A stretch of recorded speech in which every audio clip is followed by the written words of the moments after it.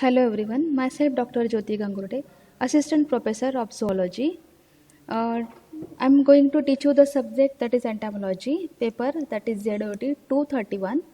And now we are continuing the chapter that is respiratory system, and today we are going to discuss regarding the topic that is mechanism of gaseous exchange in insect.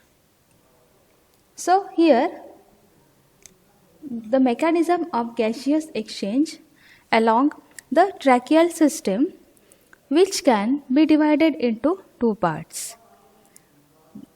And again, what I am saying that it have two types, that is the transport of gaseous exchange through the trachees. This is first type, and the second type, that is the transport of gaseous exchange along the tracheoles. So the transport of gases along the trachees and along the tracheoles. Now we can focus on this diagram here. First, the transport along the trachees. So here, among most of the terrestrial insect, oxygen enters the tracheal system either through all, that is what we say is that the holonucleic or some of the spiracles, mostly by diffusion mechanism, and it is called the air tube diffusion. So such a process of intake of the air through spiracle is what the air tube diffusion. So the diffusion mechanism is simple in small insects like fleas, while in other insects the spiracles are provided with the opening and closing apparatus that controls the rate of diffusion. Now here the diffusion control, which lies under the control of here the process such as the segmental respiratory or sympathetic nerves which innervate the spiracle. Now the O2 CO2 tension in the blood and O2 content of the air which is taken in, the spiracles remain open when the CO2 tension is raised. So the ventilation as a major supplementary mechanism occurs in higher insect, which initiate sufficient uptake of O2 into the tracheae and circulates it through the tracheal system to various body parts of the insect. So in higher insect, ventilation continuously forces the gas to flow in antero-posterior direction through the longitudinal trunks. So here such a process which is taken by the pumping action of the abdomen. So the pumping action which is derived from the elasticity of body wall and muscular activity of abdominal, that is or peristaltic compressed action, particularly in case of the insect of Hymenoptera, Diptera, Orthoptera or Coleoptera. So as here the alternate movements of compression and expansion pump the air out from and into the lateral tracheal system through the spiracles, and air may flow in and out of each spiracle, and such a movement of air which is called as a tidal flow. Now this is what about the transport of gas or gaseous exchange along the trachees or gaseous exchange along the trachees. Now regarding the respiratory cycle, here you can see this is the body wall trachees, and here you can see tracheoles are there. Now this A diagram, again here the diffusion. Now here you can see in the muscle like this. So this is what about the transport along the tracheae, and after that the respiratory cycle. So the pumping action of abdomen acts mechanically on the spiracular wall and on the volume of tracheae. So as a result, the air flow through spiracles appears to be the cyclic phenomenon. So the respiratory cycle is therefore which is divided into three phases. So the phases such as inspiratory phase, then compensatory phase and expiratory phase. So in the inspiratory phase, which is comparatively shorter than the remaining two phases. So in grasshopper, the inspiratory phase lasts for about 1/4 second, while the compensatory as well as respiratory phase each appears for 1 second. So collapsing of tracheal trunks and air sacs forces the air out of the tracheal system, while its supplement expansion sucks the air in again. So the spiracles are closed for most of the time of respiratory cycle, as it is essential to avoid the loss of water, and they are opened only to supply a sufficient amount of O2 to the system. Now, not all the spiracles take part in the inspiratory or expiratory phases, but are specialized for one of them. So, in the locust, that is Cystocera, spiracles that is 1, 2 and 4 here carry inspiration and spiracles that is 10 conduct the expiration in normal condition, but spiracle 5 to 10 serves during more active expiration. Now the inspiratory spiracles open for 20% of the cycle, while expiratory spiracles open for 5 to 10% of the cycle. Now the compensatory phase therefore lasts for 70 to 75% of the cycle. Now in case of honeybee, that is Apis, where the spiracle 1 and all abdominal spiracles conduct inspiration, while the spiracle 2 carries the expiration. Now this is what about the respiratory cycle. Now again we focused on the ventilation. Now the ventilation in case of fast flying insects, abdominal ventilation is supplemented by the pterothoracic ventilation and the third abdominal ganglion, which acting as a pacemaker. Now the abdominal ventilation supplies in Cystocera about 150 liter air per kg per hour, while the pterothoracic ventilation provides about 350 liter per air per kg per hour, as the O2 demand of flight muscle, which increases 400 times during the active flight. Now the cyclic release of CO2 occurs commonly in dipausing pupae, where about 90% of the CO2 is released or is retained in the tissue. In Hyalophora, where the pupae pauses between burst of CO2 may be of 7 hours. Now it occurs in some dipausing larvae and pupae of Lepidoptera, Coleoptera and locust nymph. During such a condition, CO2 is absorbed in the hemolymph and converted into bicarbonate. Now this is what about regarding the process of ventilation. Now the second type of the transport, that is the transport along the tracheoles. Now transport along the tracheoles here, or which is also called as a tissue diffusion. Here each tracheole ends blindly at the blind end of tracheole and is made up of single cell. Now all the tracheoles are filled with a fluid at the blind end. Now the tracheal fluid is not an ultrafiltrate or hemolymph, but it resembles the amniotic fluid, having similar composition as that of the molting fluid. So it is similar to that of molting fluid. Now it is a watery fluid rich in protein contents but without chloride.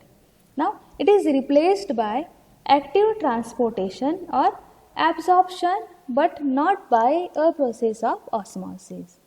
Now this is what about the transport of gases along the tracheoles. Now come to the Wigglesworth hypothesis. So according to Wigglesworth, the fluid contents are absorbed by the wall of the tracheoles and oxygen enters the system. Now the removal of fluid from ending takes place during the activity with a deficient oxygen supply.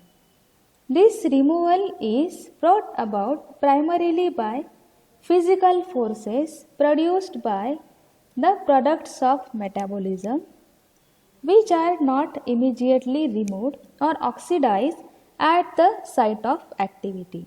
Now, as the air enters the tracheal system, the fluid is absorbed into the tissues by a mechanism of active transport due to a secretory pressure. Here the tracheal fluid is never withdrawn from the tracheal system but varies in degree of withdrawal into the tissues with a need of oxygen. Now this is what the hypothesis of Wigglesworth. Now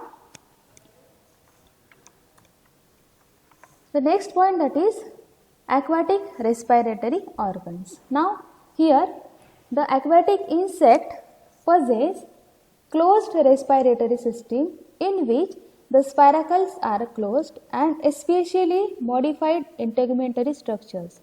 The gills and hairs assist the system in obtaining the oxygen from the surrounding water media. So these structures vary in their topography, vary in their morphology and mode of function, and are said to be developed independently in different groups of insects. So they are described by various authors, but still available information on their physiology is fragmentary in various respects. Now such aquatic respiratory organs, they have different groups or they fall under the groups such as abdominal gills, caudal gills, rectal gills, spiracular gills, blood gills, physical gills or plastron. Now we can see all the gills one by one. Now the abdominal gills, here they occur as the lateral segmental integumentary outgrowths in the form of foliate or lamellate in case of Ephemoptera nymph, or filamentous in form in case of Plecoptera, Zygoptera nymph and Uriciform larva of Trichoptera, where in the form of gills. So they are richly supplied internally with tracheae. They occur primarily on first 7 abdominal segment and form in all 7 pairs of lateral abdominal gills in most of the aquatic form such as Ephemeroptera or Zygoptera, while secondarily they may develop in the form of finger spread or finger shaped or copious tuft on various parts of the body of Plecoptera nymph like submentum, neck, thorax, coccyx, first 2 or 3 abdominal segments, or on the caudal abdominal region. On these body parts of insects, such outgrowths they are developed. Now in Trichopteran cruciform larvae, the pupae, here the gills filaments are arranged in dorsal, lateral and ventral rows on either side of the abdomen. Now the gills, they are often the free external structures in case of Hexania, while in some Ephemopteran nymph they are concealed in the branchial chamber formed from the lateral body wall pertaining to the thoracic and first 7 abdominal segments. Now here the abdominal gills are developed newly in hatched nymph and occur in only few species at the adult stage in case of Pteroneres. Beside these groups of insects, among the Coleoptera where and the aquatic larvae of Hygroia or again Gyrinus, then Hydrocharis, then Berosus, which bear paired filamentous gills ranging from 6 to 10 pairs. Now, in Hygroia, there are 3 pairs of gills near the bases of legs and remaining 3 pairs on the first 3 abdominal segments. In other Coleoptera, they are confined to the abdominal segments. Among the Diptera, where 4 lamellate and anal gills are developed in Culicidae larvae, here you can see on this diagram. Now, this is what about the abdominal gills. Here you can see the development of abdominal gills and derivatives. Now, the next, that is caudal gills. Caudal gills, where most of the Zygoptera nymphs bear the medial gills representing an appendix dorsalis and 2 lateral, that is the cerci. The caudal gills are filamentous and hairy triquetral structures, so they are modified into swollen saccoid gills or flattened lamellate gills in the higher nymph. The gills are internally highly tracheated and entire internal cavity is filled with tracheolar system, nerves, blood channels and the alveolar tissues. Now this is what about the caudal gills. Now the next type of gill, that is rectal gills. Now the rectal gills in the dragonfly nymphs, anterior 2/3 part of the rectum is modified into a barrel-like chamber and the rectal wall epithelium is differentiated into thick and thin regions alternating with each other. So, there are 6 thick epithelia and each is differentiated into the basal thick pads and the distal gills filaments. So, there are therefore the 6 longitudinal rectal pads. Each rectal pad is composed of like 2 paddles or padlets and each padlet laterally bears obliquely overlapping flattened gills. Such gills are richly supplied with tracheoles arising from afferent branches of the longitudinal tracheal trunks. The entering tracheae from opposite side form a complex of lobes within the gills. The branchial chamber is guarded anteriorly as well as posteriorly by well-developed walls, and it is innervated by a strong strands of longitudinal muscles and diffused circular muscle fibers. Now, this is what about the rectal pads. Now, the next type, that is spiracular gills.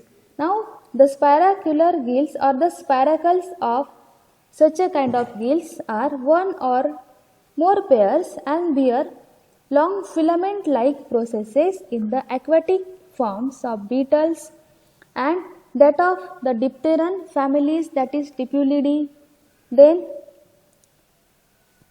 Simulidae or Empididae. Now, so the spiracular gills, they bear 1 or more pairs of long filamentous like processes. Now this is what about the spiracular gills. Now the next type of gill, that is, so this is the diagram of rectal pads. Now the next, that is, before that, the blood gills. The 5th type, that is blood gills. So tubular or digidiform irreversible structures occurs at the anal extremity in 4 to 6 numbers in the larvae of Trichoptera and 2 pairs on penultimate segments and 2 pairs on anal end in chironomus larvae. So, they are more osmoregulatory than the respiratory structures. Now, this is what about the blood gills. The next type of gill, that is physical gill. Now, the physical gill having the that is the hairs absorb and store the air for inspiration, forming the physical gills. So, they are capable of absorbing oxygen from the aqueous media, and they are found on the hind legs of aquatic bugs. In case of Notonecta, then Naucoris, Coryxa, and again in aquatic beetle, then Dytiscus. So, they can store the air for considerable long time. Now, this is what about the physical gills. The last type of structure, that is plastrons. So, the plastrons are, in case of beetles, again Elmis and Coxylmis, the air film is so held by the hydrofuge hairs, that is cannot be replaced by water, and the insect becomes independent of the osmotic air. Now, the Elmis can live for months below the water surface if it is well aerated. This very thin filmy held permanent layer of gas is termed the plastron. Now, in volume, the gas is negligible, but interface is held in position by surface forces in such a way that this volume remains constant. Functionally, it resembles a tracheal gill more closely than an air sac. Now, the plastron is well developed in Naucorid bug. So, most of the body surface covered with a very fine plastron held in position by an epicuticle hair pile with some 2 lakhs hairs per square mm. Each is bent over a right angle at the tip.